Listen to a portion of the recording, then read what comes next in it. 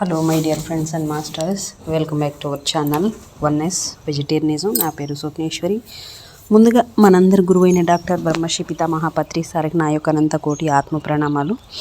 సత్యలోకవాసులకి, దివ్యలోకవాసులకి, మహాకరణ లోకవాసులకి, నక్షత్ర లోకవాసులకి, ఏంజల్స్కి, మహావతార్ బాబాజీకి, బుద్ధ భగవానుడికి, మహా ఉపాధ్యాయుడు, మాస్టర్ టీచర్, ఇమోటల్ గురువైన తండ్రికి నా యొక్క అనంత కోటి ఆత్మ ప్రణామాలు. ఈ వర్తమాన క్షణంలో ఉన్న సమస్త సృష్టిలో ఉన్న యావత్ కాంతి స్వరూపానికి, కాంతి మాస్టర్స్కి అందరికీ పేరు పేరున నా యొక్క అనంత కోటి ఆత్మ ప్రణామాలు. నా యొక్క స్వయానికి, అందరికీ, సమస్తానికి, సర్వానికి, అందరికీ పేరు పేరున అనంత కోటి ఆత్మ ప్రణామాలు మాస్టర్స్. అయితే సోల్స్ జర్నీ బుక్ స్వాధ్యాయ యోగ చేసుకుందాం. దానికి ఆ బుక్ మనకి షేర్ చేయడానికి మేడం శాంత మేడం కూడా సాదరంగా వెల్కమ్ చేసేసుకుందాం masters. Madam welcome to our session madam. Over to you madam Shanta madam.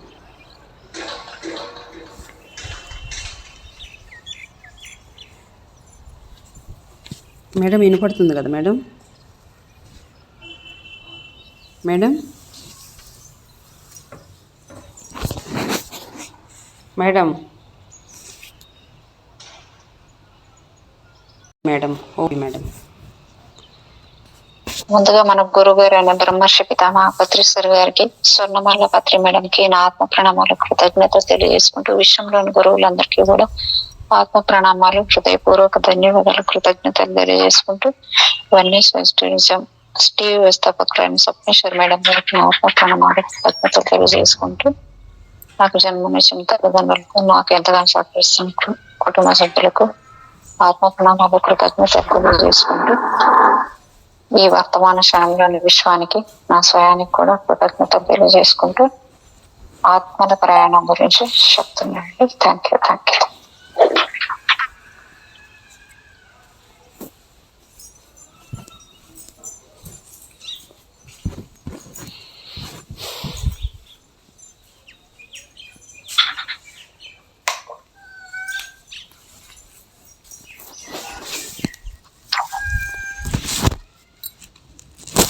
ఇక్కడ డాక్టర్ గారు క్వశ్చన్ అడుగుతున్నారు. నిన్నటిది కొంచెం, నీ అభిప్రాయంలో ఆత్మకు ఒక స్వభావం ఉండడం అంటే ఇదేనా? సబ్జెక్ట్: అవును, తీవ్రమైన కోరిక కూడా స్వభావంలో ఒక భాగమే. డాక్టర్ గారు: స్వభావమే ఆత్మకు గుర్తింపు. స్వభావాన్ని బట్టే ఒక ఆత్మను గుర్తించినప్పుడు మన కోరిక ఎక్కడి నుండి వస్తుంది? సబ్జెక్టు: అత్యున్నత స్థాయికి చేరుకోవాలన్న ఆకాంక్ష ప్రతి ఆత్మలోనూ ఉంటుంది, కానీ జన్మల మధ్య అది ఊగిసలాడవచ్చు. డాక్టర్ గారు: అయితే ఆత్మ చిత్తశుద్ధికి దీనిలో చోటెక్కడుంది? సబ్జెక్టు: కోరిక తీవ్రతను బట్టి ఉంటుంది. తన ఆత్మ పట్ల నిజాయితీగా ఉండాలనే తీవ్రమైన కోరికే ఆత్మకు స్వభావంగా మారుతుంది. పరతత్వం అనే మూలాన్ని చేరుకునే మార్గం గురించి సంపూర్ణంగా తెలుసుకోవాలనేంత తీవ్రమైన కోరిక కలిగేలా అది ప్రేరణ కలిగించాలి. డాక్టర్ గారు: ఆత్మలన్నింటిలో ఉండే ప్రధాన జ్ఞాపక శక్తి ఒక్కటే అయినప్పుడు వాటి స్వభావాల్లో చిత్తశుద్ధితో, నైతికతతో తేడాలు ఎందుకు ఉంటాయి? సబ్జెక్టు: భౌతిక జన్మల్లో వాటికి కలిగే అనుభవాలు వాటిని మారుస్తాయి. ఇది వాటి బుద్ధిపూర్వకంగానే జరుగుతుంది. ఆ మార్పు వలన ప్రతి ఆత్మ యొక్క సమగ్ర బుద్ధికి మరికొన్న కొత్త లక్షణాలు వచ్చి చేరుతాయి. డాక్టర్ గారు: అయితే భూలోకంలో జన్మించడం గురించి అంతా ఇదేనన్నమాట. సబ్జెక్టు: అవును, పునర్జన్మ ఒక ముఖ్యమైన సాధనం.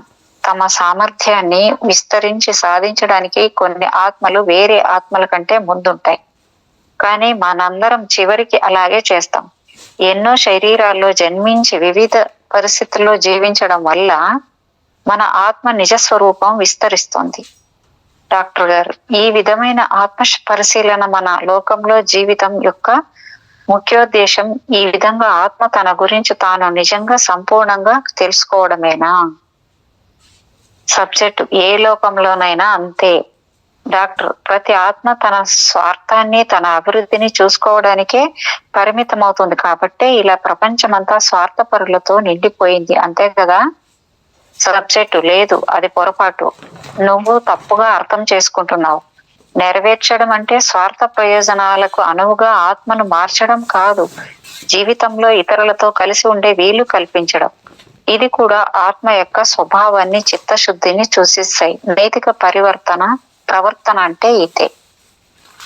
డాక్టర్ గారు, యాన్ రాస్ కంటే ఓజనో విన్ కు నిజాయితీ తక్కువగా ఉందా?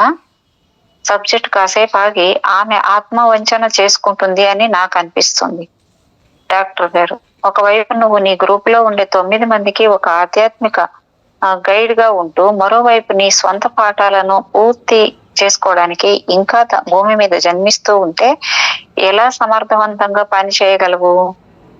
సబ్జెక్టు, ఇంతకు మునుపు నా ఏకాగ్రత మీద దాని ప్రభావం కొంత ఉండేది, కానీ ఇప్పుడు ఎటువంటి ఇబ్బంది లేదు. డాక్టర్ గారు, నువ్వు దీన్ని సాధించడానికి నీ ఆత్మశక్తి వేరు చేయవలసి ఉంటుందా? ఏకాగ్రత మీద దాని ప్రభావం కొంతమేర ఉండేది, కానీ ఇప్పుడు ఎటువంటిది అది లేదని సబ్జెక్ట్ చెప్తుంది. నువ్వు దీన్ని సాధించడానికి నీ ఆత్మశక్తి వేరు చేయవలసి ఉంటుందా? సబ్జెక్ట్, అవును. ఆత్మలకు ఉన్న ఈ సామర్థ్యం వల్ల అవి ఒకేసారి ఈ రెండింటిని నిర్వహించడానికి వీలవుతుంది. భూమి మీద ఉండడం వల్ల నన్ను నేను మెరుగుపరుచుకోవడమే కాకుండా నా కంపెనీలో ఉండే వారికి ఎవరికైనా డైరెక్టర్ గా సహాయపడగలను. డాక్టర్ గారు, ఆత్మలు తమను తాము విభజించుకోగలవు అనే విషయాన్ని నేను అంత సులభంగా అర్థం చేసుకోలేకుండా ఉన్నాను. సబ్జెక్టు, విభజించడం అని నువ్వు అన్నమాట సరైనది కాదు. మాలో ప్రతి భాగము పరిపూర్ణమైనదే. ఒకేసారి దానికంటే ఎక్కువ పనులు చేయవలసి వస్తుంది. దానికి సర్దుబాటు అయ్యేందుకు కొంత సమయం పడుతుంది అని చెప్తున్నాను, అంతే. డాక్టర్ గారు, ఒకేసారి చాలా కార్యకలాపాలు నిర్వహిస్తున్న టీచర్ గా నీ సామర్థ్యం ఎంత మాత్రం తగ్గదంటావు, అంతేనా? సబ్జెక్టు, అవును, ఏమాత్రమూ తగ్గదు. డాక్టర్ గారు, భూమి మీద మానవ శరీరంలో ఉన్నప్పుడు బోధించడము లేక ఆత్మల ప్రపంచంలో స్వేచ్ఛగా ఆత్మ రూపంలో ఉండి బోధించడము, ఈ రెండింటిలో దేనిని శక్తివంతమైనదిగా అనుకుంటావు? సబ్జెక్టు, అవి రెండు వేర్వేరు విషయాలు. నేను బోధించే తీరు మారుతుంది కానీ సామర్థ్యం ఏమాత్రం తగ్గదు. డాక్టర్ గారు, కానీ పరిస్థితిని బట్టి నీ కంపెనీలోని సభ్యునికి బోధించే తీరు మారుతుందంటావా? సబ్జెక్టు, అవును, మారుతుంటుంది. డాక్టర్ గారు, నేర్చుకోవడానికి ఆత్మల ప్రపంచమే ప్రధానమైన కేంద్రమని అంటావా? సబ్జెక్టు, ఇది వికాసానికి, విశ్లేషణకు మూల కేంద్రం, కానీ ఆత్మలు విశ్రాంతి కూడా తీసుకుంటాయి. డాక్టర్ గారు, నీ విద్యార్థులు భూమి మీద జీవిస్తున్నప్పుడు నువ్వు వాళ్ళ గైడ్ అని, నువ్వు ఎప్పుడు వారితోనే ఉంటావని వారికి తెలుసా? సబ్జెక్టు నవ్వి, కొద్ది మంది మాత్రమే తెలుసుకోగలరు, కానీ అందరూ నా ప్రభావాన్ని ఎప్పుడో ఒకప్పుడు గ్రహిస్తారు. డాక్టర్ గారు, ఇప్పుడు నువ్వు నాతో ఉన్నప్పుడు భూలోకంలో ఒక స్త్రీలా జన్మించిన వ్యక్తివి. అయినా నువ్వు ఆత్మల లోకంలో నీ కంపెనీ సభ్యులతో కూడా సంబంధాన్ని కలిగి ఉండగలవా? సబ్జెక్టు, నీకు చెప్పాను కదా, ఉండగలను. డాక్టర్ గారు, ఇదంతా చూస్తుంటే నాకేమనిపిస్తుందంటే భూమి మీద చాలా అరుదుగా జీవిస్తున్నావు కాబట్టి ప్రత్యక్షంగా ఒక ఉదాహరణలా జీవిస్తూ బోధించడం కష్టమవుతుంది కదా? సబ్జెక్టు, నేను ఎక్కువగా మానవ రూపంలో వస్తూ ప్రత్యక్షంగా వారితో పని చేస్తూ ఉంటే అది సహజంగా ఉండవలసిన వారి వికాసంలో జోక్యం చేసుకున్నట్లు అవుతుంది. డాక్టర్ గారు, ఆత్మల ప్రపంచంలో ఆత్మ రూపంలో ఉన్నప్పుడు జోక్యం చేసుకోకుండా బోధించాలని నువ్వు అనుకుంటావా? సబ్జెక్ట్, అవును, పద్ధతులు మారినప్పటికీ జోక్యం చేసుకోవడం మాత్రం ఉండదు. డాక్టర్ గారు, మానసిక సంబంధం కలిగి ఉండడంలో కూడానా? సబ్జెక్ట్, అవును. డాక్టర్ గారు, ఆధ్యాత్మిక టీచర్లుగా తమ విద్యార్థులను కలుసుకునే వారి సామర్థ్యాన్ని గురించి నేను మరింత ఎక్కువగా తెలుసుకోవాలనుకుంటున్నాను.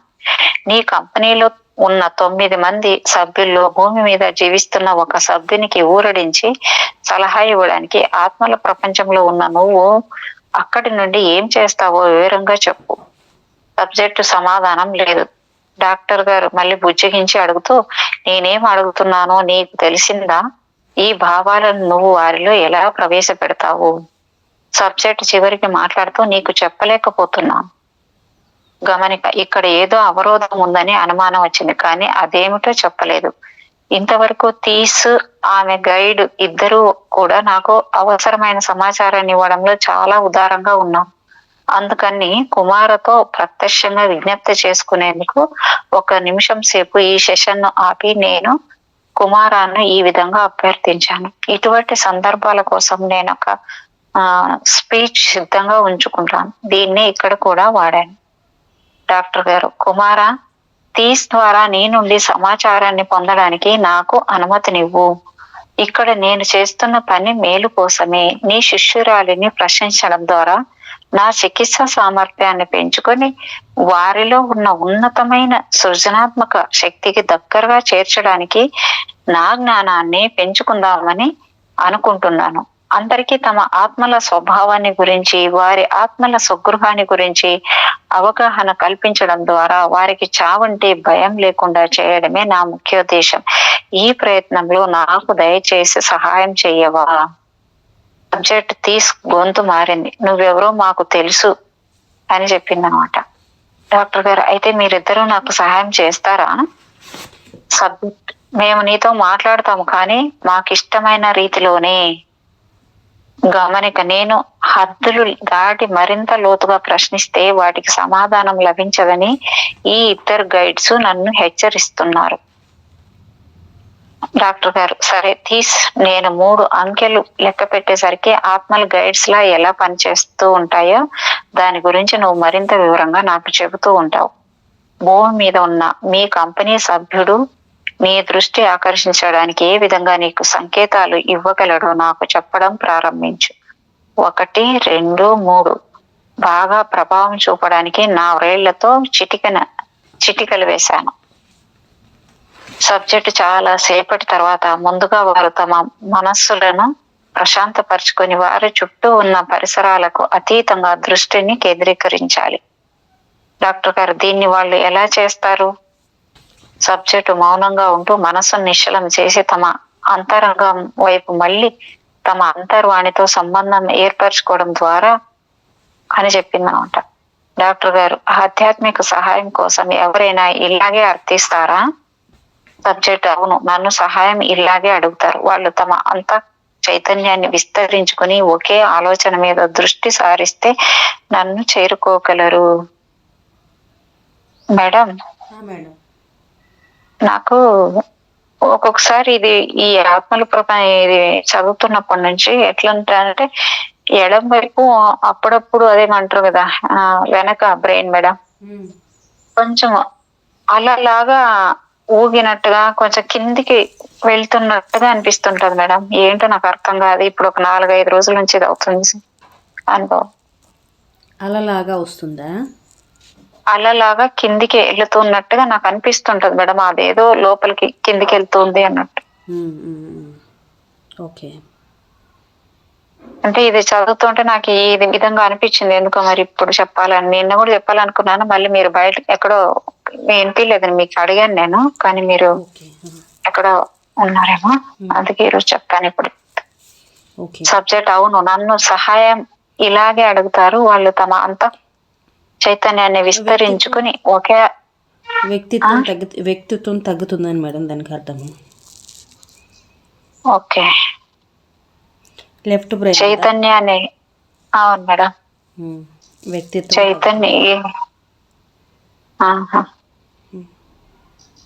చైతన్యాన్ని విస్తరించుకుని ఒకే ఆలోచన మీద దృష్టి సారిస్తే నన్ను చేరుకోగలరు. డాక్టర్ గారు, వారి ఆలోచనను కేంద్రీకరించవలసింది నీ మీదనా లేక వారి బాధించే సమస్య మీదనా? సబ్జెక్టు, నన్ను చేరుకోవాలంటే వాళ్ళని బాధిస్తున్న సమస్యను దాటి వారు బయటికి రావాలి. మనస్సు నిశ్చలంగా ఉండకపోతే అది వారికి చాలా కష్టం. డాక్టర్ గారు, నీ సహాయం కోసం నిన్ను చేరుకొనడానికి నీ కంపెనీలో ఉన్న 9 మందికి ఒకే విధమైన సామర్థ్యం ఉందా? సబ్జెక్టు, లేదు, వారికి ఆ సామర్థ్యం లేదు. డాక్టర్ గారు, నిన్ను చేరుకోవడానికి బహుశా ఓజోనిన్ వినుకు ఎక్కువ సమస్యలు ఉన్నాయనుకుంటున్నాను. ఆ సబ్జెక్ట్ ఏమంటుందంటే, ఆ విధంగా చేసే వాళ్ళలో ఆమె ఒకరు. డాక్టర్, ఎందుకని? సబ్జెక్ట్ సంకేతాలు గ్రహించడం నాకు సులభమే, భూలోకంలో ఉన్న వారికి అది కష్టం. వారి ఆలోచన శక్తి మానవ ఉద్వేగాన్ని అధిగమించాలి, అప్పుడే అది నన్ను చేరుకుంటుంది. భూలోకంలో ఉన్న వారికి అది కష్టం. డాక్టర్ గారు, నువ్వు ఆత్మల ప్రపంచంలో ఉన్నప్పుడు భూలోకం నుండి కోట్లాది మంది ఎంతో బాధతో తమ ఇతర గైడ్లకు సంకేతాలు పంపిస్తూ ఉంటారు కదా, వాటిలో నీకు మాత్రమే సంబంధించిన సంకేతాలను ఎలా గ్రహించగలవు? సబ్జెక్ట్ నాకు వెంటనే తెలుస్తుంది, పరిశీలకులందరికీ తెలుస్తుంది. ఎందుకంటే చాలా మందికి వ్యక్తిగత ఆలోచన శైలి ఉంటుంది. ఆ శైలిని బట్టి ఆలోచన ఎవరిదో తెలుసుకోవచ్చు. డాక్టర్ గారు, అంటే ఆలోచన క్షేత్రంలో ప్రకంపనలు ఒక ప్రత్యేకమైన కోడ్ కలిగి ఉంటాయనా? సబ్జెక్ట్ నవ్వుతూ శక్తిని ఆ విధంగా వర్ణించవచ్చని నేను కూడా అనుకుంటున్నాను. డాక్టర్ గారు, నీ సహాయం కోరిన వ్యక్తికి నువ్వు ఎలా సహాయం చేస్తావు? సబ్జెక్ట్ పళ్ళింకిలించి నవ్వుతూ వారి చెవుల్లో సమాధానాలు గుసగుసగా చెబుతా. డాక్టర్ గారు సరదాగా మాట్లాడుతూ, భూలోకంలో కష్టాల్లో ఉన్న మనస్సుకు స్నేహితుడైన ఒక ఆత్మ చేసే సహాయం ఇంతేనా? సబ్జెక్ట్ అది కొన్ని విషయాల మీద ఆధారపడి ఉంటుంది. డాక్టర్ గారు, వేటి మీద? మానవుల రోజువారీ సమస్యల పట్ల టీచర్ ఆత్మలు ఉదాసీనంగా ఉంటాయా? సబ్జెక్ట్ ఉదాసీనంగా కాదు, అలా అయితే వారికి సమాధానమే చెప్పం కదా. మేము ప్రతి పరిస్థితిని బేరీజు వేస్తాం. జీవితం తాత్కాలికమైనదని మాకు తెలుసు. మేము ఎక్కువగా తటస్థంగా ఉంటాం, ఎందుకంటే శరీరం లేనప్పుడు దానికి ఎప్పుడు అంటుకుని ఉండే ఉద్వేగానికి అతీతంగా ఉంటాం. డాక్టర్ గారు, కానీ ఆధ్యాత్మిక గైడ్ సహాయమే కావాలని అర్థించే పరిస్థితుల్లో నువ్వేం చేస్తావు? సబ్జెక్ట్ గంభీరంగా నిశ్చలంగా ఉండే పరిశీలకుల్లా బాధ పెడుతున్న ఆలోచన యొక్క తీవ్రత నుండి ఆ ఆత్మ ఎంతగా బాధపడుతూ ఉందో మేము గుర్తిస్తాము. అప్పుడు మేము జాగ్రత్తగా దానిలో కలిసిపోయి సుతారంగా అతని మనస్సును సృష్టిస్తాము. డాక్టర్ గారు, ఈ సంబంధాన్ని ఎలా ఏర్పరచుకుంటారో మరింతగా నాకు వివరించు. సబ్జెక్టు కాసేపు ఆగి, ఆపదలో ఉన్న వ్యక్తి నుండి వచ్చే ఆలోచన శక్తి నిశ్చలంగా ఉండే కొలనులో కదలికల గజిబిజిగా ఉంటుంది. మొదట్లో నాకు చాలా ఇబ్బందిగా అనిపించింది. కుమారకు ఉన్న నైపుణ్యం ఇప్పటికీ నాకు లేదు. ఎంతో సున్నితంగా ఆ ఆలోచన తరంగంలోనికి వెళ్ళినప్పుడే దానిని చక్కగా గ్రహించగలగడం వీలవుతుంది. డాక్టర్ గారు, ఒక పరిశీలకుడు ఎలా ఇబ్బంది పడగలడు? నీకు 1000 సంవత్సరాల అనుభవం ఉంది కదా. సబ్జెక్టు ఆలోచనను ప్రసారం చేసే వారంతా ఒకే విధంగా ఉండరు. పరిశీలకుల సామర్థ్యాలు కూడా వేరుగా ఉంటాయి. నా సహచరుల్లో ఎవరైనా ఆపదల్లో ఉంటే, శరీరానికి గాయమై బాధతో, ఆతురతతో, కోపంతో ఉంటే వారు నియంత్రణ లేని ప్రతికూల శక్తిని చాలా ఎక్కువ పరిణామాల్లో విడుదల చేస్తారు. అది నన్ను అప్రమత్తం చేస్తుంది, కానీ వారు నీరసించిపోతారు. అలాంటి వ్యక్తికి అప్పుడు ఎలా సహాయం చేయాలనేది పరిశీలకునికి ఒక సవాలు లాంటిది. తక్షణ సహాయాన్ని కోరుకున్నప్పటికీ ఆ వ్యక్తులు ఆ సమయానికి సక్రమంగా ఆలోచించే స్థితిలో ఉండకపోవచ్చు. డాక్టర్ గారు, అనుభవం లేని గైడ్గా ఉన్నప్పుడు నీ తక్కువ సామర్థ్యం వల్ల నీకు ఇబ్బందికరంగా ఎలా అనిపించిందో నాకు చెప్పగలవా? సబ్జెక్ట్, మనం ఇప్పుడే చెప్పుకున్న ఆలోచన పద్ధతులను సరిగా గమనించకుండా ఆ వ్యక్తులకు సహాయం చేయడానికి అత్యంత వేగంగా వెళ్ళాలనుకునేదాన్ని. బాధలో ఉన్న వ్యక్తులు మొద్దుబారిపోయి ఉండవచ్చు. ఉదాహరణకు, విపరీతంగా బాధపడుతున్నప్పుడు వారి అంతరంగంలోకి ప్రవేశించలేవు. మనస్సు అల్లకల్లోలమైపోయి ఆలోచన శక్తి అన్ని వైపులకు చెల్లాచెదరైపోయినప్పుడు చిందరవందరగా ఉన్న మనస్సు నిన్ను లోనికి ప్రవేశించనీయదు.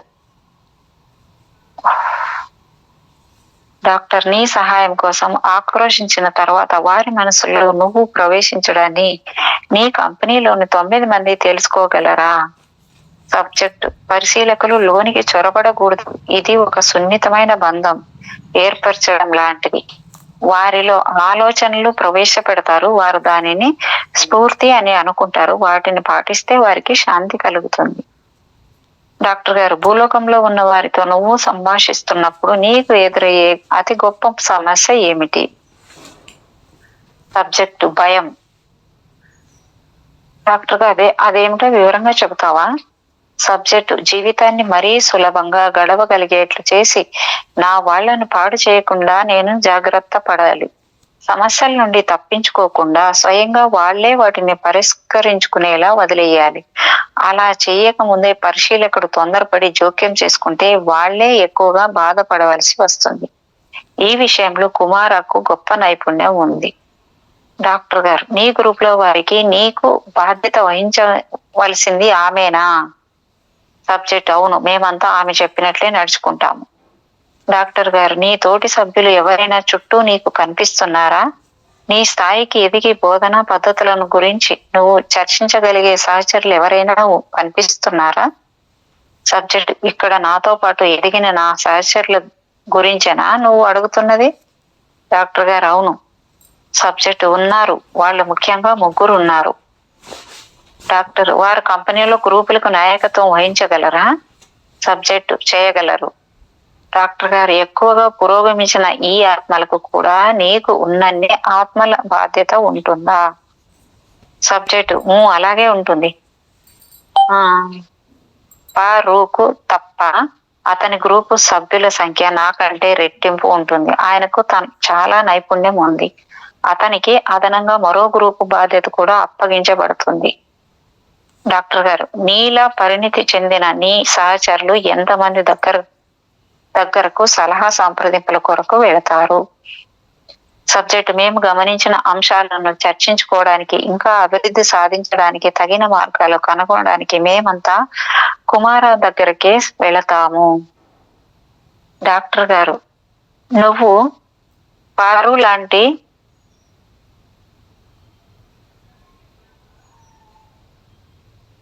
నా పరువు లాంటి ఎన్ని ఆత్మలను కుమార పర్యవేక్షిస్తుంది? సబ్జెక్టు అది నాకు తెలియట్లేదు. డాక్టర్ గారు ప్రయత్నించి ఉజ్జాయింపుగా ఒక సంఖ్య చెప్పు. సబ్జెక్టు ఆలోచించుకున్న తర్వాత కనీసం 50 మంది లేదా అంతకంటే ఎక్కువ కూడా ఉండవచ్చు. కుమార ఆధ్యాత్మిక కార్యకలాపాలను గురించి తెలుసుకోవడానికి చేసిన ప్రయత్నాలు ఫలించలేదు. అందుకని నేను యొక్క సృష్టి శిక్షణ క్రియేషన్ ట్రైనింగ్ మీదకు నా సెషన్ ని మళ్లించాను. గత అధ్యాయంలో నెంతం వివరించిన శిక్షణ పద్ధతుల కంటే ఆమె అనుభవాలు వాటిని నేను క్లుప్తంగా రాశాను. కొన్ని వివరాలను మనకు అందించాయి. శాస్త్రీయ దృక్పథం గల పాఠకులకు ఒక విషయాన్ని నొక్కి చెప్పాలనుకుంటున్నాను. ఒక సబ్జెక్టు నాకు తన సృష్టిని గురించి చెబుతున్నప్పుడు వారి ఆత్మల లోకంలోని ఆలోచన విధానము అభిప్రాయాన్ని వ్యక్తపరిచే పద్ధతిని భూలోకంలోని సైన్స్ మీద ఏమాత్రం ఆధారపడి ఉండవు. కాబట్టి నాకు అందిన సమాచారాన్ని సాధ్యమైనంత జాగ్రత్తగా అర్థం చేసుకుని వ్యాఖ్యానించాలి. డాక్టర్ గారు మళ్ళీ అడుగుతున్నారు, ఆత్మలకు ఇచ్చే శిక్షణ పాఠ్యాంశాలు చాలా వైవిధ్యంగా ఉంటాయనిపిస్తుంది. నీ శిక్షణలో వేరే అంశాలన్నీ తెలుసుకోవాలనుకుంటున్నాను. జీవాన్ని సృష్టించేటప్పుడు నీ శక్తి కాంతిని, ఉష్ణాన్ని, చలనాన్ని ఉపయోగించుకుంటుందా? సబ్జెక్ట్ ఉలిక్కిపడి నీకు దాని గురించి తెలుసా అని అడిగిందనమాట. డాక్టర్ గారు దాని గురించి ఇంకా ఏం చెప్పగలవు? సబ్జెక్ట్ నాకు తెలిసిందంతా. డాక్టర్ గారు నీకు ఇబ్బందిగా ఉండే దేని గురించి నేను మాట్లాడదలుచుకోలేదు, కానీ ఆత్మలు చేసే పనుల ఫలితంగా ఏర్పడే కొన్ని జీవ సంబంధమైన ప్రభావాలను నువ్వు ధృవీకరిస్తే సంతోషిస్తాను. సబ్జెక్టు తటాపటాయిస్తూ అదా నాకు తెలియదు అని చెప్పింది. డాక్టర్ గారు వెంటనే కల్పించుకొని నిన్ను చూసి కుమార గర్వపడేంతగా నువ్వు ఈ మధ్యనే ఏం సృష్టించావు? సబ్జెక్టు అడ్డు చెప్పకుండా నేను చేపను సృష్టించడంలో నిష్ణాతురాలయ్యాను. డాక్టర్ గారు ఆమెను ఇంకా ప్రోత్సహించాలని కావాలని ఎక్కువ చేసి మాట్లాడుతూ, అలాగా అయితే నువ్వు నీ మానసిక శక్తితో ఏకంగా చేపను మొత్తం సృష్టించగలవన్నమాట. సబ్జెక్ట్ విసుగుతో నువ్వు నన్ను ఆట పట్టిస్తున్నావా? డాక్టర్ గారు అయితే నువ్వు నీ సృష్టికి ఎక్కడి నుండి ప్రారంభిస్తావు? సబ్జెక్టు గర్భంలోని పిండంతో సృష్టి ప్రారంభమయ్యేది అక్కడి నుండే కదా. నీకు తెలుసు అనుకున్నాను. డాక్టర్ గారు నాకు తెలుసని దాన్ని నిర్ధారించుకుంటున్నాను అంతే. క్షీరదాలను అంతే అంటే అంతే పాలిచ్చే ఇది కరెక్ట్ మేడం. ఆ? ఇప్పుడు ఆ? మనం కూడా కొన్ని తెలుసు అనుకున్నా, కొన్ని తెలియదు అనుకున్నా, కొంత జ్ఞానం వింటే అది ఇదే వాస్తవం అని ఓ నిర్ధారణ అవుతుంది. కరెక్ట్. బాగానే చెప్పారు. అంటే ఇప్పుడు మళ్ళీ డాక్టర్ ఏమడుతున్నారంటే, నాకు తెలిసిన దానిని నిర్ధారించుకుంటున్నాను అంతే. క్షీరదాలను అంటే పాలిచ్చే జీవులు ఎప్పుడు సృష్టించగలవని అనుకుంటున్నావు? సబ్జెక్ట్ సమాధానం చెప్పలేదనమాట. డాక్టరు చూడు తీసి, మరికొన్ని నిమిషాల సేపు నువ్వు నాతో సహకరిస్తే ఈ విషయాల మీద నిన్ను మరీ ఎక్కువసేపు ప్రశ్నించనని మాట ఇస్తున్నాను. దానికి ఒప్పుకుంటావా? సబ్జెక్టు కాసేపు ఆకి చూద్దాం అందనమాట. డాక్టర్ గారు, సరే, నా చిన్న సందేహాన్ని తీర్చడానికి ఒక సంగతి చెప్పు. చేప లాంటి ప్రాణిని తయారు చేయడానికి నిజానికి నువ్వు నీ శక్తితో ఏం చేస్తావో చెప్పు. సబ్జెక్ట్ అయిష్టంగా, ఆ పరిస్థితుల్లో ఉన్న జీవరాశులకు మేము సూచనలు, ఆదేశాలు ఇస్తాం. డాక్టర్ గారు, నీ శిక్షణలో నువ్వు ఈ పనిని ఒక లోకంలోనే చేస్తావా లేక చాలా లోకాల్లో చేస్తావా? సబ్జెక్ట్, ఒకటి కంటే ఎక్కువ ప్రపంచాలలో చేస్తాను. అంటే ఈ గ్రహాలు, భూమి లాంటివి అవి తప్ప అంతకంటే వివరంగా చెప్పలేదు అని. అంటే భూమి, గ్రహాలు తప్ప ఇంకేమీ వేరే అంతకంటే చెప్పలేదు అన్నమాట వివరాలు ఆమె. డాక్టర్, ఇప్పుడు నువ్వు ఎలాంటి వాతావరణంలో పని చేస్తున్నావు? సబ్జెక్ట్, మహాసముద్రాలలో. డాక్టర్ గారు, అల్గే ఫ్యాంక్షన్ ప్రాథమిక సముద్ర జీవుల పైన. సబ్జెక్ట్, ఈ శిక్షణ నేను మొదలు పెట్టినప్పుడు. డాక్టర్, అంటే నువ్వు చేప గర్భస్థ పిండాన్ని తయారు చేసే స్థాయికి చేరుకునే దానికి ముందన్నమాట. సబ్జెక్ట్, అవును. డాక్టర్, అయితే ఆత్మల జీవరాశులను సృష్టించడం సూక్ష్మ జీవులతో ప్రారంభిస్తాయన్నమాట. సబ్జెక్ట్, అవునా. అబ్బాయి ఎంత అద్భుతంగా అడుగుతున్నాడు చూడండి ఈయన మేడం. అసలు ఒక్కొక్క పాయింట్ ని ఎక్కడ పట్టుకుంటాడంటే, అంటే జీవరాశులను సూక్ష్మ జీవులతో ప్రారంభిస్తాయన్నమాట. సబ్జెక్ట్, అవును, చిన్న చిన్న కణాలతో ప్రారంభిస్తాం. ఇది నేర్చుకోవడం చాలా కష్టం. డాక్టర్ గారు, ఎందుకని? సబ్జెక్ట్, జీవ కణాలను తయారు చేయడం కష్టం. మేము మా శక్తిని, అణువులను మార్చేందుకు వాటి మీద ప్రసరించే లేకపోతే మా శక్తికి ప్రావీణ్యత రాదు. డాక్టర్ గారు, అయితే వాస్తవానికి మీరు ప్రాథమిక జీవకణ మూలకాలను మీ శక్తి ప్రవాహంతో కలగలిపి కొత్త రాసాయనిక మిశ్రమాలను తయారు చేస్తున్నారా? సబ్జెక్ట్, అవును అన్నట్లు తల ఆడించింది. డాక్టర్ గారు, మరిన్ని వివరాలు చెప్పగలవా? సబ్జెక్టు, లేదు, చెప్పలేను. డాక్టర్ గారు, నేను దీనిని సమీక్షించడానికి ప్రయత్నిస్తాను. నేను పొరపాటుగా ఏమైనా చెప్తే సరిచెయ్యి. వాస్తవంగా జీవరాశులను సృష్టించడంలో ప్రావీణ్యాన్ని సంపాదించిన ఆత్మ కణాలను విభజించగలిగి DNA సూచనలు ఇవ్వగలగాలి. ద్రవ రూపంలో ఉండే జీవ పదార్థము అంటే ప్రోటోప్లాస్మ్ లోనికి అణువులను పంపించడం ద్వారా మీరు ఈ పని చేస్తారా? సబ్జెక్టు, ఒక సూర్యుడి శక్తితో సమన్వయ పరీక్ష చేయాలి. దీన్ని ఖచ్చితంగా నేర్చుకోవాలి. డాక్టర్ గారు, ఎందుకు? సబ్జెక్ట్, ఎందుకంటే ప్రతి సూర్యుడి చుట్టూ ఉండే ప్రపంచము మీద దాని శక్తి ప్రభావం వేరుగా ఉంటుంది. డాక్టర్, మరైతే ప్రకృతి సిద్ధంగా సూర్యుడు తన శక్తితో ఒక గ్రహం మీద చేసే పనిలో మీరెందుకు జోక్యం చేసుకుంటారు? సబ్జెక్టు, ఇది జోక్యం చేసుకోవడం కాదు. సరికొత్త రూపాలు, సరికొత్త మార్పులు ఏమి చేయగలమో పరిశీలించి ఏమి చేయడానికి వీలవుతుందో పరీక్షిస్తాం. వివిధ సూర్యులకు తగ్గట్టు సమర్థవంతంగా ఉపయోగించుకోవడానికి వీలయ్యే పదార్థాలను మేము ఏర్పాటు చేస్తాం. డాక్టర్ గారు, ఒక గ్రహంలో జీవరాశులు వికాసం చెందేప్పుడు అవి జీవించడానికి అక్కడి వాతావరణ పరిస్థితులు సహజంగానే ఉంటాయా లేక ఆత్మల జ్ఞాన శక్తి వాటికి తగిన విధంగా మార్పు చేస్తూ ఉంటుందా? సబ్జెక్టు, తప్పించుకునే ధోరణిలో సాధారణంగా ఒక గ్రహంలో జీవరాశులు నివసించడానికి అనువుగా ఉంటే దాన్ని కొన్ని ఆత్మలు పరిశీలిస్తూ ఉంటాయి. అక్కడ మేము ఏం చేసినా సహజంగానే ఉంటుంది. డాక్టర్ గారు, అతి పురాతన కాలం నుండి ఉన్న ప్రపంచంలో కొన్ని కోట్ల సంవత్సరాల నుండి వికాసం చెందుతున్న జీవ సంబంధమైన పెరుగుదల లక్షణాలను ఆత్మలు పరిశీలించి వాటిని ఎలా ప్రభావితం చేయగలవు? సబ్జెక్ట్: భూలోకపు కాలమానం మాకు వర్తించదు, మా ప్రయోగాలకు తగినట్లుగా మేము వాడుకుంటాము. డాక్టర్ గారు: మా విశ్వంలో స్వయంగా నువ్వు సూర్యులను సృష్టించావా? సబ్జెక్ట్: ఒక సూర్యుడిని మొత్తం సృష్టించడమా? అది నా శక్తికి మించిన పని. దానికి దానికి ఎందరివో శక్తులు సమిష్టిగా అవసరం ఉంటాయి. నేను చిన్న వాటిని మాత్రమే సృష్టించగలను. డాక్టర్ గారు: మరి నువ్వు వేటిని సృష్టించగలవు? సబ్జెక్టు: ఆ చిన్న సైజులో ముద్దల్లా ఉండే ఎక్కువ సాంద్రత ఉన్న వేడి పదార్థాలను. డాక్టర్ గారు: కానీ పూర్తయిన తర్వాత నువ్వు చేసిన పని ఎలా కనిపిస్తుంది? సబ్జెక్టు: చిన్న చిన్న సౌర కుటుంబాల్లా కనిపిస్తాయి. డాక్టర్ గారు: నువ్వు బొమ్మల్లా చేసిన సూర్యుడు, గ్రహాలు, బండరాళ్ళు, మనము ఇక్కడ చూస్తున్న భవనాలు చంద్రుడి సైజులో ఉంటాయా?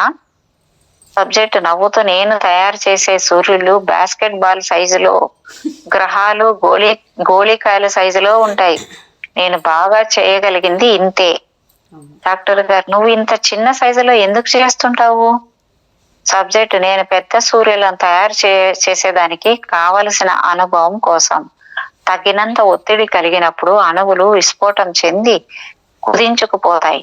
కానీ ఒంటరిగా నాకై నేను నిజంగా దేనిని పెద్ద సైజులో చెయ్యలేను. డాక్టర్ గారు: అంటే ఏమిటి? సబ్జెక్టు: మంచి ఫలితాల కోసం మేమంతా కలిసి మా శక్తిని ఒక్కటిగా కలిసి పని చేయడం నేర్చుకోవాలి. డాక్టర్ గారు: అయితే ఉష్ణ అణు విస్ఫోటనాల ద్వారా భౌతిక విశ్వాలను, అంతరిక్షాన్ని సృష్టించేది ఎవరు? సబ్జెక్టు: సృష్టి మూలం, ఆత్మల కేంద్రీకృత శక్తి. డాక్టర్ గారు: అలాగా, అయితే సృష్టి మూలానికి సహాయం ఉంటుందా? సబ్జెక్టు: ఉంటుందని అనుకుంటాను. డాక్టర్ గారు: కుమార, ఆమె కంటే పై స్థాయిలో ఉన్న ఆత్మలు ఇప్పటికే సృష్టించడంలో ప్రవీణులు కదా, అయినా నువ్వు ఇంకా నీ శక్తితో పదార్థాలను, మరింత క్లిష్టమైన జీవరాశులను సృష్టించడానికి ఎందుకు కష్టపడుతున్నావు? సబ్జెక్టు: కుమార, అంతకంటే ఎక్కువ స్థాయిలో ఉన్న ఆత్మలు తమ శక్తిని పెద్దవాళ్ళ ఆత్మల అంటే ఓల్డ్ వన్స్ శక్తితో లయం అవ్వాలని కోరుకుంటున్నారో వాళ్లను కలవాలని మేము కూడా అలాగే ఆశిస్తాం. ఇక్కడ డాక్టర్ గారు మరి ఉపోద్ఘాతం చెప్తున్నారు. సృష్టిని గురించి ఆలోచిస్తే తొలిసారి సృష్టి ఎలా జరిగింది అనే ప్రశ్న ఎల్లప్పుడూ తలెత్తుతుంది. నక్షత్రాలు ఒకదానికొకటి గుద్దుకుని విస్ఫోటనం జరగడం వలన బయటపడిన పదార్థమే మన నక్షత్రాలు, గ్రహాలు ఏర్పడడానికి మూల కారణమా? ఇది యాదృచ్ఛికంగా సంభవించిన ప్రకృతి కార్యమా, లేక ఏదైనా మానసిక శక్తి ప్రణాళికను అనుసరించి సంభవించిందా అనే ప్రశ్నలు మనకు తలెత్తుతాయి. తీస్ వంటి సబ్జెక్టులు చెప్పే సంగతులు విన్నప్పుడు నాకు ఒక సందేహం కలుగుతూ ఉంటుంది. గ్రహాలు, నక్షత్రాలు వంటి పెద్ద పరిమాణంలో ఉన్న వాటిని తయారు చేయడం వారి పని కానప్పుడు ఆత్మలన్నీ కలిసి తమ శక్తిని ఉపయోగించి చిన్న సైజులో నమూనాలను తయారు చేసేందుకు ఎందుకు ప్రయత్నిస్తున్నారో నాకు అర్థం కావటం లేదు. సృష్టి శక్తులను మరింత ముందుకు ఎలా తీసుకువెళతారో నిరూపించేందుకు లెవెల్ 5 దానికంటే ఉన్నత స్థాయిలో ఉన్న ఆత్మలేవి నా దగ్గరికి వచ్చిన సబ్జెక్టుల్లో లేవు. ఆత్మలు పురోగమించి ఉన్నత స్థాయికి చేరుకుంటే అప్పుడు ఆ స్థాయిలో ఉన్న ఆత్మలు మిగిలిన ఆత్మల అభివృద్ధి కొరకు గ్రహాలను సృష్టించడంలో, ఉన్నత మేధస్సుతో పని చేయగల జీవరాశులను సృష్టించడంలో నిమగ్నమవుతాయని అనిపిస్తుంది. పరిపూర్ణతను సాధించిన ఆత్మలు సృష్టి కార్యంలో అసలు ఎందుకు పాల్గొంటాయి అని ఆలోచించిన తర్వాత ఈ క్రింది నిర్ణయానికి వచ్చాను. తమంతట తాము పురోగమించడానికే తక్కువ స్థాయి మేధస్సు గల జీవరాశులను అభివృద్ధి చేయడంలో అన్ని ఆత్మలకు అవకాశం ఇవ్వబడుతుంది. ఆత్మలు భౌతిక రూపంలో ఎందుకు జన్మిస్తాయి అనే ప్రశ్నకు కూడా ఇదే సూత్రాన్ని అన్వయించవచ్చు. సర్వోన్నత మేధస్సుగా తీస్ వర్ణించే అంటే సృష్టి మూలము సృష్టికర్తల అంటే పెద్దవాళ్ళ ఆత్మల కలయిక వలన ఏర్పడింది. వారు తమ శక్తిని అంతా ఒక చోట కేంద్రీకరించి విశ్వాలను సృష్టిస్తారని తీస్ సూచించింది. జన్మలనెత్తడం ఆపివేసిన పెద్ద వాళ్ళ ఆత్మల సమైక్య శక్తిని గురించి వివరించినప్పుడు నా సబ్జెక్టులో కొందరు ఇదే అభిప్రాయాన్ని వివిధ రకాలుగా వ్యక్తపరిచారు. అంటే మేడం ఇక్కడ నాకు ఒక డౌట్ ఏమొచ్చిందంటే, ఇప్పుడు వాళ్ళు శక్తిని ఉపయోగించి అందరూ శక్తిని ఒక చోట కేంద్రీకరిస్తే విశ్వాలను సృష్టిస్తారని సూచించింది. ఇప్పుడు మన మనుషులు కూడా ఇప్పుడు ఒక 10 మంది కలిస్తే ఆ శక్తిని ఉపయోగిస్తే ఒక బండరాయిని ఎత్తగలడు అన్నట్లుగా ఆ శక్తిని ఉపయోగించడం అన్నట్ట మేడం? అవునవును మేడం, అవును. ఇప్పుడు అదే కదా తండ్రి చెప్పేది, రాంతా విజ్ఞానం అని చెప్పేది కూడా అదే కదా. మనమే ఎవరు అనుకుంటున్నారు ఇవన్నీ? ఈ పువ్వులను సృష్టించింది, ఈ ప్రకృతిని సృష్టించింది, ఈ మొక్కలను సృష్టించింది, ఈ మనుషుల్ని, జంతువులంతా మనమే సృష్టించామంట. అవన్నీ సృష్టించింది ఎవరు? మీరే, మరి ఎవరో కాదు అంటాడు కదా. అవును, ఇప్పుడు ఆత్మ చెప్తుంది కదా సోల. అట్లా ఒక్కొక్కరు ఒక్కొక్క స్థాయిలో కొన్ని చేయగలరు. అంటే వాళ్ళు జన్మను ఎత్తడం ఆపివేసిన పెద్దవాళ్ళ ఆత్మల సమైక్య శక్తి గురించి వివరించినప్పుడు ఇది సూచించింది అనమాట ఈమె. ఈ అభిప్రాయం కొత్తదేమీ కాదు. ఉదాహరణకు భగవంతుడనేవాడు ఒక్కడు కాదు అనే భావన భారతదేశంలోని జైన సిద్ధాంతానికి సంబంధించినది. సిద్ధులు అనబడే పూర్తి పరిపూర్ణతను సాధించిన ఆత్మలు ఒక సృష్టికర్తల కూటమి అని జైనులు విశ్వసిస్తారు. ఈ ఆత్మలు పూర్తిగా పునర్జన్మల నుండి విముక్తి పొందిన వారు. వారికి దిగువన అర్హాత్స్ ఆత్మలు ఉంటాయి. అవి కూడా పురోగమించిన శక్తిని రంగుని కలిగి ఉంటాయి. అయినప్పటికీ తమ కంటే 3 కింది స్థాయిల్లో ఉన్న ఆత్మలతో పాటు ఇంకా జన్మిస్తూనే ఉంటాయి. సత్యతత్వము సృష్టించబడనిది, అంటే స్వయంభూ శాశ్వతమైనది అని జూమ్స్ విశ్వాసం. కాబట్టి సిద్ధులకు సృష్టికర్త అక్కర్లేదు. ఒక అధ్యక్షుడు సృష్టించిన ఒక దైవ సంబంధమైన బోర్డ్ ఆఫ్ డైరెక్టర్లు అనే ఈ జైన సిద్ధాంతాన్ని తూర్పు దేశాల తత్వశాస్త్రాలు నిరాకరిస్తాయి. ఈ నిర్ణయం పశ్చిమ దేశీయులకు బాగా నచ్చింది. కొందరు సబ్జెక్టుల నుండి తక్కువ వ్యవధిలో ఎక్కువ విషయాలను గురించి తెలుసుకోవడం సాధ్యపడుతుంది.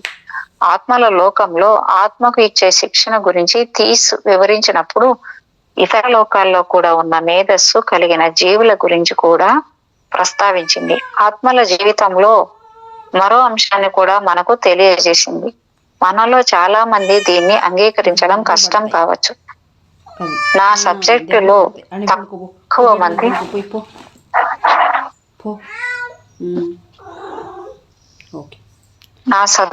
తక్కువ మంది సాధారణంగా బాగా పురోగతి చెందిన ఎంతో కాలం నుండి ఉన్న ఆత్మలు.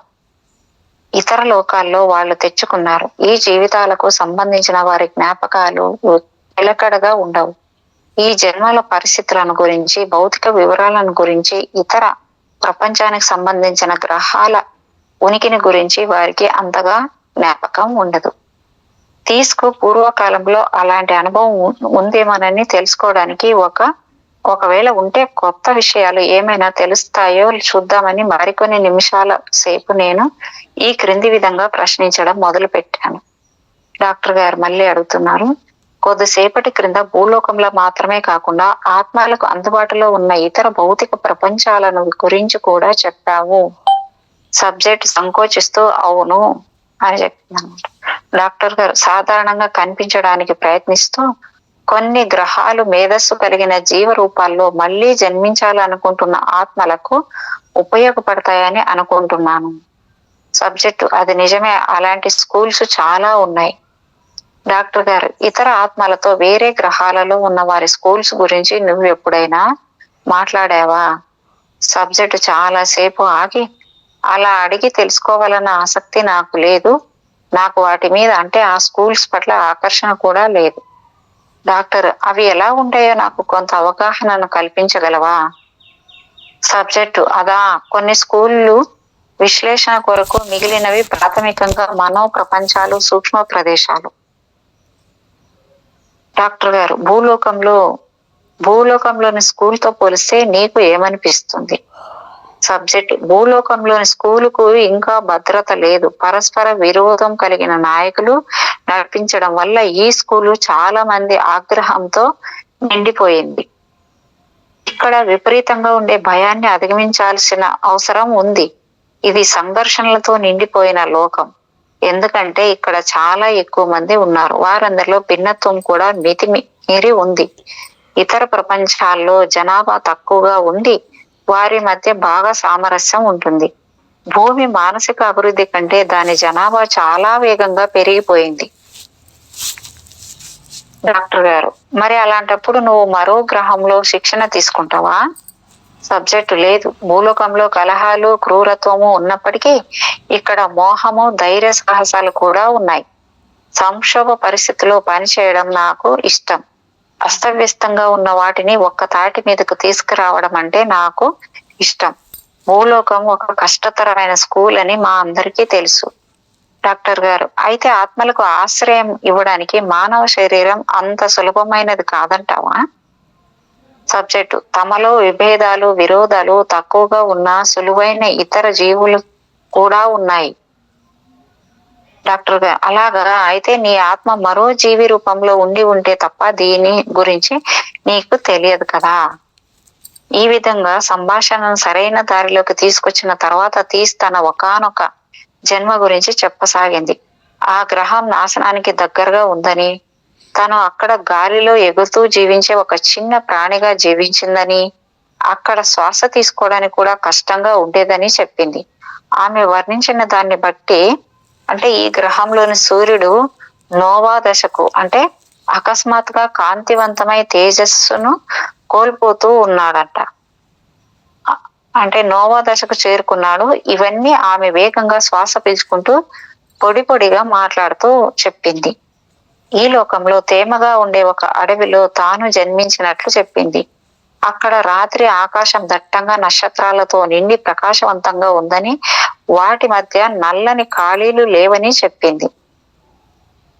ఆమె బహుశా మన నక్షత్ర మండలం కేంద్రానికి దగ్గరలో ఉన్నట్లు అనిపించింది. ఆ లోకంలో జన్మించిన ఒక చిన్న ఆత్మలా ఉన్నప్పుడు అతి తక్కువ జీవిత కాలాన్ని గడిపినట్లు, అప్పుడు కుమార ఆమె గైడ్ లా ఉన్నట్లు చెప్పింది. ఆ లోకంలో జీవులు ఇక ఎంత మాత్రము జీవించలేని విధంగా పరిస్థితులు మారిపోయిన తర్వాత వారు భూలోకానికి కలిసి పని చేసుకోవడానికి వచ్చారని చెప్పింది. భూలోకంలో జీవుల మానసిక వికాసానికి తాను ఇంతకు ముందు చెప్పిన లోకానికి దగ్గర సంబంధం ఉందని ఆమె చెప్పింది. ఎగిరే మానవ జాతి భయస్థులుగా మారి ఒకరికొకరు ప్రమాదకరంగా మారడం మొదలయ్యింది. భూమి మీద లాగే ఇక్కడ కూడా భక్తి విశ్వాసంతో ఉండే కుటుంబ వాతావరణం ముఖ్యంగా ఉండేది. ఈ రకమైన సంభాషణకు సంబంధించిన ప్రశ్నలను ముగించడానికి నేను ప్రయత్నిస్తున్నప్పుడు మా సంభాషణ మరొక మలుపు తిరిగింది.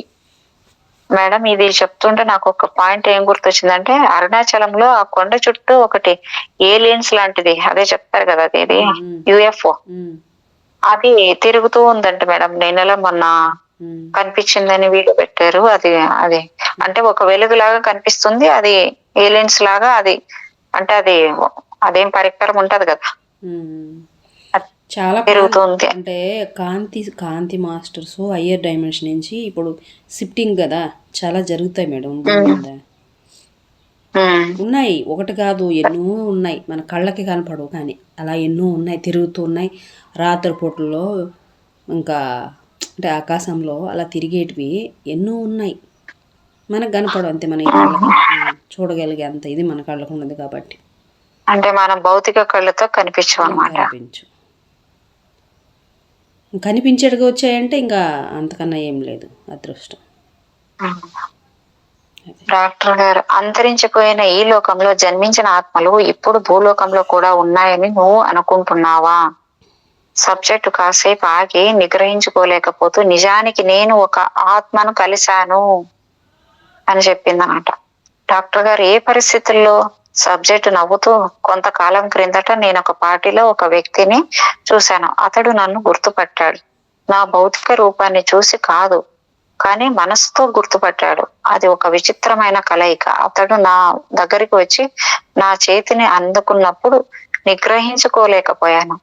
నేను తనకు తెలుసునని అన్నప్పుడు అతను నన్ను ప్రేమిస్తున్నాడని అనుకున్నాను.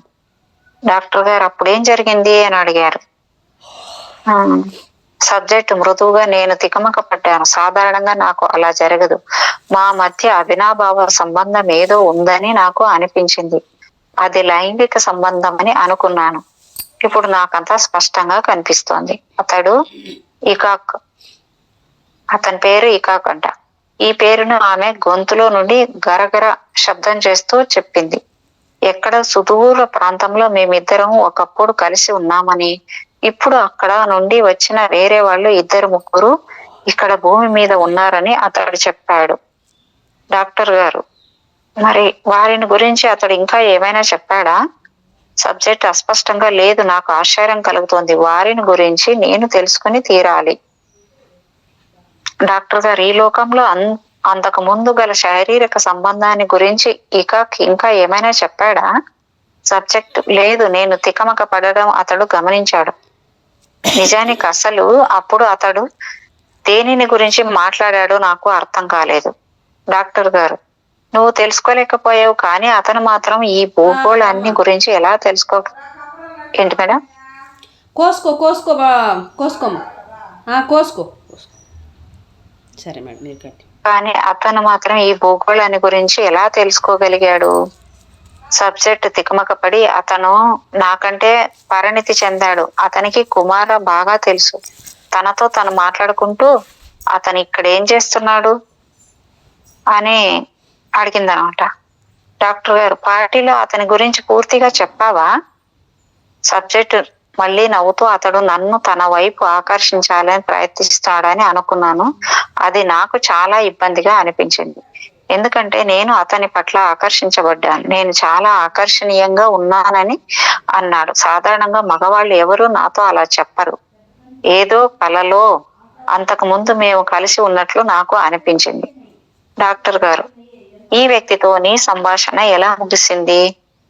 నా ఇబ్బందిని అతడు గమనించాడు. ఇక మీద కలవకుండా ఉంటే మంచిదని అతడు అనుకున్నట్లు నేను ఊహించాను. ఎందుకంటే ఆ తర్వాత అతడు నాకు మళ్ళీ కనిపించలేదు. నేను అతని గురించి మళ్ళీ తలుచుకున్నాను కూడా. మళ్ళీ మేము ఎప్పుడైనా ఒకరికొకరము కలవచ్చేమో. కాలక్రమంలో అప్పుడప్పుడు ఆత్మలు మళ్ళీ ఎదురుపడుతూ ఉంటాయని నేను నమ్ముతాను. ఆప్తమిత్రులైన 2 నా దగ్గరికి ఒకేసారి రీగ్రెషన్ చికిత్స చేయించుకోవడానికి వచ్చారు. గతంలో వాళ్ళు భూమి మీద భార్యాభర్తల్లో ఎన్నోసార్లు జన్మించారు. అంతేకాక ఒక అందమైన జల ప్రపంచంలో చేపల్లా జంటగా కలిసి జీవించారు కూడా. వారిద్దరూ బలమైన అనుబంధంతో నీటిలో ఆడుతూ ఉన్నప్పుడు నీటి పై భాగానికి వచ్చి ఓరకంట చూసుకున్నప్పుడు కలిగిన ఆనందాన్ని నెమరు వేసుకున్నారు. వీళ్ళిద్దరిలో ఏ ఒక్కరూ ఈ గ్రహాన్ని గురించి కానీ లేదా తమ సముద్ర జీవుల జాతికి ఏమైందని కానీ గుర్తు తెచ్చుకోలేకపోయారు. చాలా కాలం క్రితము బహుశా భూమి మీద ప్రయోగాత్మకంగా సృష్టించబడి విఫలమైన జీవరాశుల్లో అవి ఒక భాగమై ఉంటాయి. ఆ తర్వాత ఎప్పుడో ఆత్మల పురోగతికి అత్యంత అనువుగా నేల మీద జీవించే క్షీరదాలు ఉద్భవించి ఉండవచ్చు. అది భూలోకం కాదని నేను సందేహిస్తున్నాను. ఎందుకంటే తాము నీటిలో జీవించినట్లు అది భూలోకానికి సంబంధించినది కాదని నాకు కొందరు సబ్జెక్టులు చెప్పారు. వాళ్లలో ఒకరు, నా జల ప్రపంచం ఎంతో హాయిగా, వెచ్చగా, స్వచ్ఛందంగా ఉంది. ఎందుకంటే మా గ్రహానికి 3 సూర్యులు ఉండేవారు. నీటిలో ఏమాత్రం చీకటి ఉండేది కాదు. అది మాకు ఎంతో హాయిగా ఉండేది. మా నివాసాలను ఏర్పరచుకోవడానికి ఆ వాతావరణం ఎంతో అనువుగా ఉండేది అని చెప్పారు. ఎగురుతూ ఉన్నట్లు, నీటిలో శ్వాస పీల్చుకుంటున్నట్లు, మానవులు చెయ్యలేని విన్యాసాలు చేస్తున్నట్లు మనకు రాత్రి వేళ వచ్చే కళలు, ఇతర పరిసరాల్లో మనం భౌతిక రూపంలో ఉన్నప్పుడు కలిగిన అనుభవాలకు సంబంధించినవే అయి ఉంటాయని నాకు అనిపిస్తూ ఉంటుంది. నేను ఆత్మలను గురించి అధ్యయనం చేసే తొలి రోజుల్లో ఇతర లోకాలలో జ్ఞాపకాలను గుర్తు తెచ్చుకోగలిగిన నా సబ్జెక్టులు తాము మన నక్షత్ర మండలంలో మన సూర్యుడిని సమీపంగా జీవించినట్లు ఎవరైనా చెప్తారేమోనని కొంత ఆశించాను. అలా అనుకోవడం అమాయకత్వమే.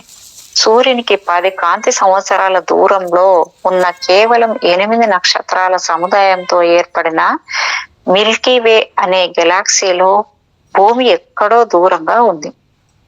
మన గెలాక్సీలో 200 బిలియన్ల నక్షత్రాలు ఉన్నాయని, ప్రస్తుతం అలాంటి గెలాక్సీలు 100 బిలియన్లు ఉన్నాయని మనం అనుకుంటున్నాం. జీవరాశులు జీవించడానికి అనువైన సూర్యుల చుట్టూ ఉన్న ప్రపంచాలు మన ఊహకు అందనంత సంఖ్యలో ఉన్నాయి. మన గెలాక్సీలో ఉన్న నక్షత్రాల్లో ఆత్మలకు ఉపయోగకరమైన మానసిక శక్తి కలిగిన జీవులు నివసించగలిగే గ్రహాలు 1% ఉన్న మొత్తం గెలాక్సీలో ఉండే వాటి సంఖ్య బిలియన్లలో ఉంటుంది. తమ పూర్వ బాధ్యతలను గురించి చర్చించడానికి ఇష్టపడి చర్చించగలిగిన సామర్థ్యం ఉన్న సబ్జెక్టుల నుండి నేను సేకరించగలిగిన సమాచారాన్ని బట్టి మానసిక శక్తి కలిగిన జీవరాశులు నివసించే ఏ గ్రహానికైనా ఆత్మలను పంపించవచ్చు అని తెలిసింది. మనకు తెలిసిన నక్షత్రాలన్నింటిలో కేవలం 4% మాత్రమే మన సూర్యుడి వంటివి. అంటే ఇవి ఆత్మలకు ఏమాత్రం చాలవన్నమాట. వివిధ గ్రహాలలో జన్మించే ఆత్మల యొక్క జన్మలకు భూమి లాంటి లోకాల్లో గాని లేదా భూమి మీద గాని నివసించేటటువంటి మానసిక శక్తి ఉన్న 2 కాళ్ళ జీవులతో గాని సంబంధం లేదు. భూమి లాంటి కొన్ని లోకాలంటే తమకు ఇష్టమని అప్పుడప్పుడు కొన్ని జన్మలెత్తడానికి ఆ లోకాలకు తిరిగి వెళ్తూ ఉంటామని ఇతర లోకాలకు వెళ్ళిన ఆత్మలు నాకు చెప్పాయి. ఇతర లోకాల్లో జీవించిన జన్మలను గురించి నిర్దిష్టమైన వివరాలను గుర్తు తెచ్చుకోగలిగిన సబ్జెక్టులు ఎక్కువ మంది నా దగ్గరకు రాలేదు. ఇలా జరగడానికి కారణము అనుభవం లేకపోవడం వల్ల గాని లేదా భూలోకంలో కాకుండా ఇతర లోకాల్లో వేరే శరీరాలతో జీవించినప్పటి గత జ్ఞాపకాల వల్ల ఎలాంటి ఇబ్బంది కలగకుండా నివారించేందుకు మాస్టర్ గైడ్స్ ఆ జ్ఞాపకాలు తిరిగి గుర్తు రాకుండా అణచిపెట్టడం వల్ల గాని లేదా అవరోధాలు ఏర్పరచడం వల్ల గాని కావచ్చు. ఇతర లోకాలలో తమ అనుభవాలను గురించి చర్చించగలిగిన సబ్జెక్టులు భూమి మీదకు వచ్చే ముందు ఆత్మలను మానవుల లాంటి మానసిక శక్తి కలిగిన జీవులు కాకుండా అంతకంటే తక్కువ స్థాయికి చెందిన జీవుల శరీరాలలో తరచుగా ఉంచేవారని తెలిపారు. కానీ తీస్ విషయంలో ఇలా లేదు. ఏది ఏమైనప్పటికీ ఒకసారి మానవ స్థాయిలో మానవ రూపంలో జన్మించిన తర్వాత ఆత్మలను తిరిగి అంతకంటే క్రింది స్థాయికి పంపించరు. అయినప్పటికీ భౌతికమైన తేడాలు తీవ్రంగా ఉండొచ్చు. భూమి నుండి దూరంగా వేరే చోటికి వెళ్లే యాత్రలు అంత ఆహ్లాదకరంగా ఉండాల్సిన అవసరం లేదు. చాలా సార్లు భూమి మీద వరుసగా మానవునిగా జన్మించిన తర్వాత మార్పు కోసం భూమిలా కాక వేరే వాతావరణంలో ఒకసారి జన్మించాలని ఉందని నేను నా గైడ్కి చెప్పాను అని మధ్యస్థ స్థాయికి చెందిన నా క్లయింట్ ఒకరు చెప్పారు. దానికి ఆ గైడు, ఈ మార్పు నీకు నచ్చదు, ఎందుకంటే మానవ మనసు శరీర స్వభావాలకు నువ్వు ఎంతగానో అలవాటు పడిపోయావు అని హెచ్చరించాడట. అయినప్పటికీ నా క్లయింట్ పదే పదే కోరడంతో తనను మరో చోట జన్మించేటట్లు చేశాడట. ఆ లోకాన్ని గురించి నా క్లయింట్ ప్రకాశం లేని ఆ ప్రపంచంలో జన సామర్థ్యం ఎక్కువగా ఉండే వారి మధ్య జీవించాను. వారికి ఆలోచన ఉంది కానీ విచారంగా ఉండేవారు. ముఖాలు శుద్ధ ముక్కల్లా తెల్లగా పాలిపోయి ఉండేవి. ఆ మొహాలపై చిరునవ్వు అస్సలు కల్పించేది కాదు. మానవుల్లో హాస్యము చిరునవ్వు పరిస్థితులకు అనుగుణంగా మారే శక్తి లేని ఆ లోకంలో వారికి దూరంగా ఉంటూ నేను అతి తక్కువ పురోగతిని సాధించాను అని వివరించాడు. ఆత్మల లోకంలో ఉండే ఆత్మజీవులకు హాస్యము నవ్వు ముఖ్య లక్షణాలు అని మనం భావిస్తాం. ఈ వ్యక్తికి అవి లేవు. అవి లేని ఆ లోకంలోని జన్మ చాలా కష్టం అనిపించింది. ఇప్పుడు కేసు 23తో నా సెషన్ చివరి దశకు చేరుకుంది. అంతరిక్షంలో కాల ప్రమాణాన్ని గురించి సృష్టి మూలాన్ని గురించి తీసి నాకు వివరించడానికి ముందు ఆమె అధిచేతన మనసు గాఢమైన విశ్రాంతి స్థితికి చేరుకోవాల్సి ఉంటుంది. కాబట్టి అందుకు అవసరమైన ప్రక్రియలను ఉపయోగించవలసి వచ్చింది. డాక్టర్ గారు, ఇక్కడ మనం దీనిని ముగించబోతున్నాము. నువ్వు సృష్టికర్త వైపు నీ దృష్టిని సారించాలని కోరుతున్నాను. కాసేపు ఆగి నా కోసం ఇది చేస్తావా అని అడిగితే సబ్జెక్ట్ అలాగే చేస్తాను అని చెప్పింది అన్నమాట. డాక్టర్ గారు, సర్వోత్తమమైన సృజనాత్మక శక్తి మూలంతో ఐక్యం కావడమే ఆత్మల అంతిమ లక్ష్యం అని నువ్వు చెప్పావు, గుర్తుందా? సబ్జెక్ట్ అవును, సంయోగం చెందడమే ఆత్మల అంతిమ లక్ష్యం. డాక్టర్, ఆత్మల ప్రపంచంలో ఆ సృష్టి మూల శక్తి ఏదైనా ఒక ప్రత్యేక ప్రదేశంలో ఉంటుందా చెప్పు. ఆ మూలమే ఆత్మల ప్రపంచం, సబ్జెక్ట్ చెప్పింది అనమాట.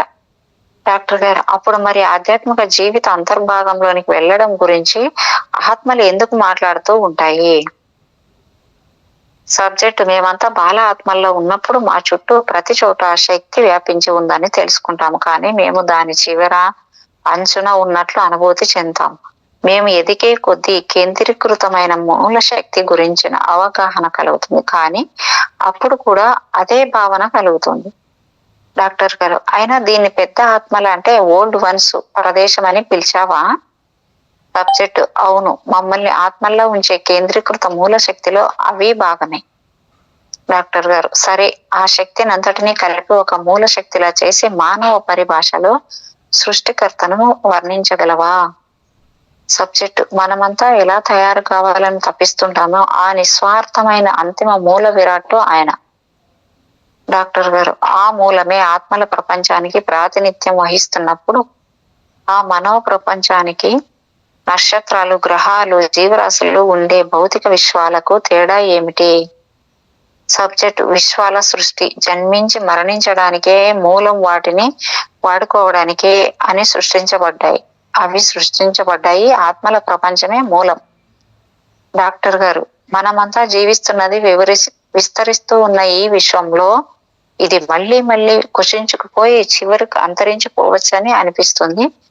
కాలమాన పరిమితులతో ఈ విశ్వంలో మేము జీవిస్తున్నప్పుడు ఆత్మల ప్రపంచం అలాంటి కాలమాన పరిమితులు లేకుండా ఎలా ఉండగలదు. సబ్జెక్టు, ఎందుకంటే కొన్ని మండలాల్లో తప్ప మేము భౌతికంగా పరిమితి లేని అనంతమైన ప్రదేశంలో కాలానికి అతీతంగా జీవిస్తూ ఉంటాం కాబట్టి. డాక్టర్ గారు, ఈ మండలాలు అంటే ఏమిటో దయచేసి వివరిస్తావా. సబ్జెక్టు, అవి ఒకదానినొకటి కలుపుతూ ఉండే ద్వారాలు, కాల పరిమితులుండే ఒక భౌతిక ప్రపంచంలోకి ప్రవేశించడానికి మాకు మార్గాలు. డాక్టర్ గారు, విశ్వం కాని విశ్వంలో మరియు కాలంలో కాల ద్వారాలు ఎలా ఉంటాయి. సబ్జెక్టు, ఈ ద్వారాలు వివిధ వాస్తవాల మధ్య ప్రవేశ మార్గాలుగా ఉంటాయి. డాక్టర్ గారు, సరే, ఆత్మల ప్రపంచానికి పొడవు, వెడల్పు, ఎత్తు, లోతుల వంటి కాల ప్రమాణాలు లేనప్పుడు, అంటే నాన్ డైమెన్షనల్, అది ఏ రకంగా వాస్తవ ప్రపంచం అవుతుంది. సబ్జెక్టు, అది నిరంతర సత్యత్వపు స్థితి. భౌతికమైనవి ప్రమాణాలకు లోబడి మారుతూ ఉండే భౌతిక ప్రపంచాలకు అది భిన్నమైనది. డాక్టర్ గారు, ఆత్మల ప్రపంచంలో జీవిస్తున్న ఆత్మలకు భూత, భవిష్యత్, వర్తమాన కాలాలతో ఏమైనా సంబంధం ఉంటుందా. సబ్జెక్టు, భౌతిక రూపాలు మారేప్పుడు ఇవి ఉపయోగపడతాయి. ఇక్కడ నివసించే వారికి ఎవరైతే ఈ కాల ద్వారాలు దాటుకుని పదార్థము, కాలాలతో ఉండే విశ్వంలోకి వెళ్లాల్సిన అవసరం లేదో వాళ్ళకి అంటే ఒక రకమైన మార్పు లేని స్థితి ఉంటుంది. గమనిక, ఇక్కడ కాల ద్వారాలను ఆత్మలు ఎలా ఉపయోగించుకుంటాయో అనేది తర్వాత అధ్యాయం జన్మల ఎంపికలు వివరంగా పరిశీలిద్దాము. ఇక్కడ డాక్టర్ గారు మళ్ళీ అడుగుతున్నారు, విశ్వాలు అని నువ్వు బహువచనంలో చెబుతున్నావు. ఈ ఇతర భౌతిక విశ్వాలు భూమి ఉండే విశ్వానికి దగ్గరలో ఉన్నాయా.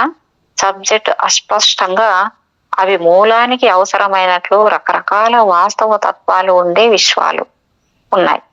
డాక్టర్ గారు, అంటే ఆత్మల ప్రపంచపు ద్వారాల గుండా వివిధ భౌతిక విశ్వాలలో ఉండే ఎన్నో ప్రదేశాలలోనికి ఆత్మలు ప్రవేశించగలవా. సబ్జెక్ట్ తల ఊపుతూ అవును, అవి వెళతాయి కూడా. ఈయన ఇంకో చెప్తున్నారు ఏంటంటే కొంచెం ఉపోద్ఘాతం. అత్యంత ఉన్నత స్థాయికి పురోగమించిన ఈ సబ్జెక్టుతో నా సెషన్ ముగించే ముందు నేను ఒక విషయం చెప్పాలి.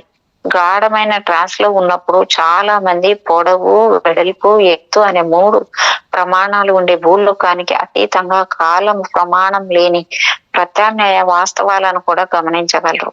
నా సబ్జెక్టులు చేతన స్థితిలో ఉన్నప్పుడు ఎలా అయితే అర్థం చేసుకోగలరో అలాగే అంతఃచేతన స్థితిలో కూడా తమ గత జన్మలు ప్రస్తుత జన్మలు ఎప్పుడెప్పుడు దేని తర్వాత ఏది జరిగాయో కూడా తెలుసుకోగలరు.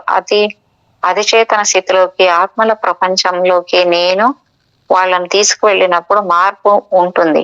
అక్కడ వాళ్ళు భూలోకంలో ఉండని భూత భవిష్యత్ వర్తమాన కాలాలన్నీ ఒక్కటిగానే కలిసిపోయి ఉండే ప్రస్తుత కాలాన్ని ఒకే రకంగా ఉండడం వారు చూశారు. ఆత్మల ప్రపంచంలో కొన్ని సెకండ్లు భూలోకంలో కొన్ని సంవత్సరాలతో సమానం. వారికి సెషన్లు ముగిసినప్పుడు ఆత్మల ప్రపంచంలో కాలం ఒక్కటిగా ఉండడం చూసి నా సబ్జెక్టులు తరచుగా ఆశ్చర్యపోతూ ఉంటారు.